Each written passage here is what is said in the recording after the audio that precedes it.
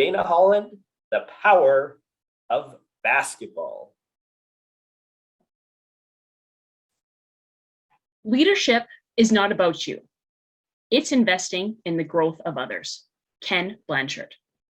I want to dissect this quote for a bit because oftentimes leaders are held on a pedestal. You think, man, that person is so accomplished. I can't imagine ever getting to that caliber. This is exactly my point. Good leaders invest in others, be it time, work, or awareness.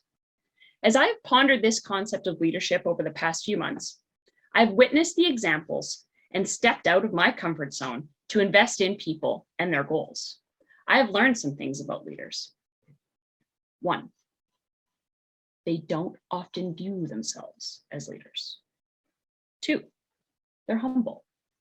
They don't know the extent of their impact. And 3, they encourage others to grow, but continue to grow themselves. Novel concept. Coaching goes hand in hand with leadership. I have realized coaching is my strength, but not quite in the way that I originally thought. Growing up, I loved basketball, and it was one of my joys. I played endless hours on the courts and learned a killer underhand layup because for me, I was the shortest person playing. I overcame obstacles with both coaches and popularity. In grade 8, I was told I would be a bench warmer. Did that deter me? No, I was just happy to be on the team. I knew that the key was getting in the door, and then I could prove myself, and that I did. I worked my butt off that year and became the 3rd highest scorer on the team. In high school, the path continued, but popularity was the determining fact. And I wasn't popular, even though probably lots of you think I was. Again, I worked my butt off. I proved that I was deserving of that spot, and I made that grade 10 team. Next, I wanted to pursue my coaching dream. In my mid-20s, that opportunity presented itself at one of the prestigious teams in Southern Alberta. You know it, Steve Levitt, who isn't here, of course, which is unfortunate, the Raymond Cobbins, because I bet you he'd be really excited. My friend's dad was the junior girls coach, and I wanted to learn. So I took the first step. I asked to be the assistant coach. I knew that I could give time, effort, and I sure wanted that knowledge. This experience proved to be very pivotal in many ways for me. I built lasting relationships.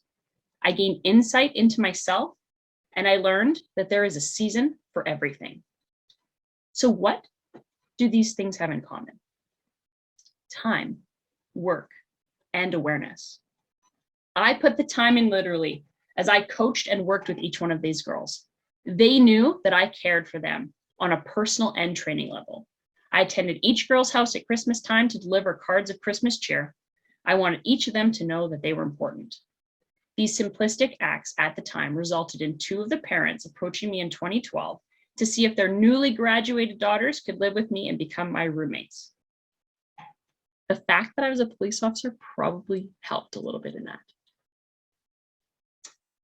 When I first started coaching, I understood my limits. I loved playing basketball, but wasn't great at seeing the whole court.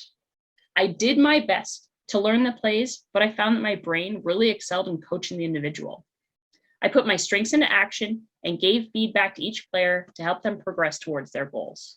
Most of the players were really receptive of this one-to-one insight. This experience also allowed me to confirm my previous thought. I was not head coach material.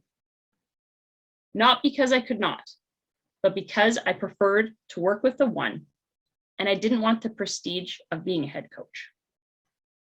My experience as a junior varsity coach was amazing. And I hoped that the following year would be exactly the same, but it wasn't. The town had a lull in girls trying out for their team, and there was only one girls' team. I had the opportunity to learn with a renowned coach and was super excited about it.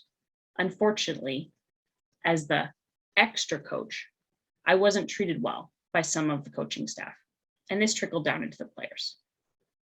The girls I coached before saw the disrespect that I experienced, and they didn't know how to change it. And really, I didn't expect them to. I had to make a choice. I decided to persevere. I showed up for every practice, rode the bus to tournaments, worked hard with each girl. I wanted those girls to know that I was there for them and I would do anything I could for them.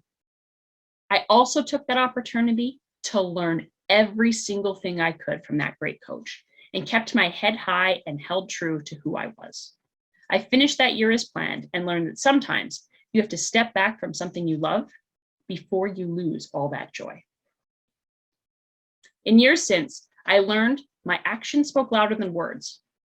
I was respected by my girls for my resilience in dealing with that difficult situation.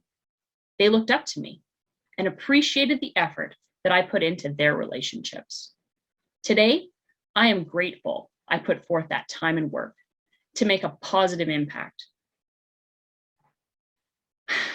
We all went in different directions, but remained close, which allowed me to attend 3 out of 4 of their weddings. In going back to what I truly learned about being a great leader, the true goal is to encourage others to grow. We will all struggle at times, but the key is to be humble and realize you are learning just as much as the next person. My experience taught me it's okay to move on, and sports can be a season in life. After putting time, work, and awareness in others, I decided to focus on me. The following year, I got out of Southern Alberta, went to school, and built other skills and interests. I chose to build myself to prepare for future adventures ahead. Since that time, I became a search manager, a university graduate, an entrepreneur, a wife, a mother, and a Toastmaster. All of these titles allow me to grow, learn, teach, and mentor, and basically become a better person than I was yesterday. I encourage all of you to put the time, work, and awareness to become the great leaders you can be. Thank you.